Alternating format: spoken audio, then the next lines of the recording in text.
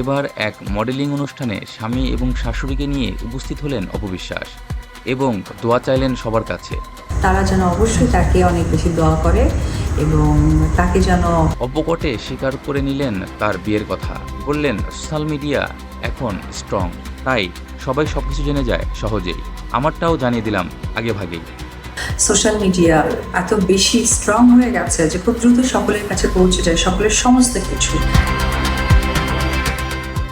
এমন অবস্থায় অনুষ্ঠানে সবার সামনেই স্বামী এবং শাশুড়ির সাথে ছবি তোলায় ব্যস্ত হয়ে পড়েন অপবিশ্বাস।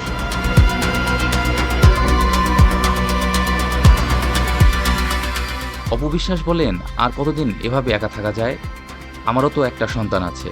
আমি আসলে সবকিছু আবেগ দিয়ে চিন্তা করি। সো আমি তো অনেক কিছু খুব আবেগ দিয়ে চিন্তা করি, পরবর্তী সময় সেই জিনিসটা আসলে বিবেকের জায়গায় আমাকে নিয়ে আসে। তো আবেগ বিবেকে তো অনেক ধরনের আপনাদের কাছে সিচুয়েশন মোকাবেলা আছে। তিনি বলেন, মানুষের যখন দলে পিঠ থেকে যায় তখন অনেক কিছু করতে পারে। আমিও তো মানুষ, তাই আমিও পেরেছি। মানুষ চাইলে অনেক কিছু পারে, সো আমিও তো মানুষ, তার ব্যতিক্রম না, তাই আমিও পেরেছি। অপবিশ্বাসের এমন সিদ্ধান্তে আপনার কি মতামত অবশ্যই জানাবেন।